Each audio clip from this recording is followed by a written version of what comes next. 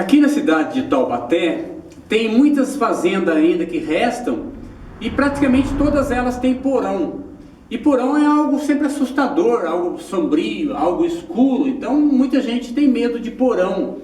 E aí já aconteceu muitos fatos aqui em porões que eu já tive a oportunidade de entrar dentro de alguns porões aí, que havia algumas manifestações dentro do porão. Eu tive numa fazenda até que o pessoal me convidou para conhecer, que lá acontecia alguns fatos nesse porão. E de fato o dia que eu fui nesse porão, eu me arrependi que eu disse que eu entrava, mas já que eu disse que eu entrava no porão, tudo bem, vamos lá, entrei no porão.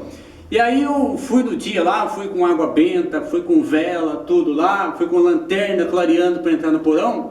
E quando eu entrei nesse porão, abri a porta desse porão, aconteceu um fato muito interessante. Quando eu abri a porta, veio um vácuo de vento muito quente contra mim, que eu me assustei, porque não era para ter um vácuo quente, já que tinha algumas janelas com grade, então havia ventilação.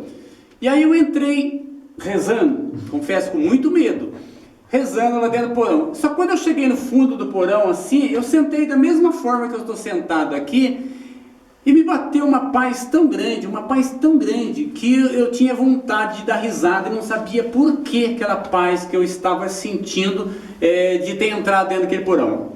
Mais tarde eu procurei um padre do freio do convento e contei para ele a história. Ele falou: a alegria que você tinha era exatamente o porquê da família te chamou lá, que no você entrar em orações com água benta, que lá você libertou aquilo que tinha lá dentro daquele porão lá.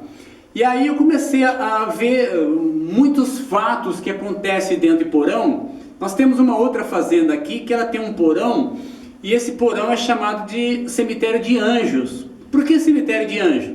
O pessoal antigamente, eles acreditavam que quando morria uma criança da família dos poderosos, dos ricos, eles tinham que ser enterrados no porão. Anjo é criança que não tinha feito a primeira comunhão e tinha menos de 7 anos, então eles chamavam de anjo. Então eles tinham que enterrar no porão, porque no porão eles acreditavam que a criança poderia chorar porque está longe dos pais, mesmo morta. Então enterrava-se no porão. E o porão, depois que passou a escravidão, até durante a escravidão, quando se tinha senzala, usava o porão para prender o escravo. Depois que passou a libertação da escravidão, então o porão não foi usado mais para senzala e também não foi usado mais para cemitério de anjos. E aí o porão então servia praticamente para nada. E muitos usavam o porão simplesmente para prender cachorro. Não tinha o que fazer, então punha cachorro embaixo. E cachorro na roça é chique. Cachorro na roça só come em panela. Não é igualzinho na cidade que tem aquelas coisas de pet, não. Cachorro na roça só come em panela.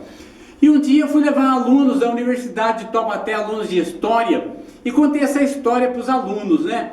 Que a gente ia entrar no porão, que o porão é cemitério de anjo. E toda vez que eu falava para os alunos, vocês sabem que é jovem, né? O jovem dava risada. Ah, mas esse guia é louco, esse guia é 13, imagina, tal. Eu falei: jovens, antes da gente entrar ali, vamos fazer uma oração, vamos fazer uma meditação. E os caras: meu Deus, lá do cara, meu. Então eles não acreditavam. E o porão escuro assim. E eu sabia que aquele local ali tratava de cachorro na panela. E que em algum momento tinha que ter uma panela ali, que eu sabia que tinha uma panela. E o jovem então foi entrando. Eu entrei na frente, e aí tinha uma parede assim, eu parei atrás da parede, que estava escuro, e os jovens passaram na fila, aquela bagunça danada lá. E escutei que um ainda falou assim: oh, mas esse guia é meio 13 mesmo, né? E passaram. E quando eles passaram, eu percebi que ali estava a tal panela que tratava do cachorro. E aí eu falei: eu vou curar esses jovens, já que eles não acreditam, eu queria curar eles. O que aconteceu? Quando eles passaram todo, eu retornei e eu dei uma bica na panela que foi barulho para todo lado.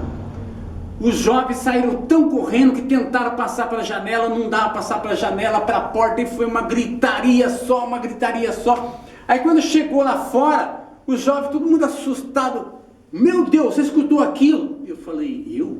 Escutou o quê? Aquele barulho? Não vi barulho nenhum. E aquele negócio lá dentro? Que negócio? Não vi nada lá dentro.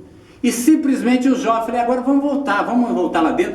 Ninguém quis voltar mais para o porão.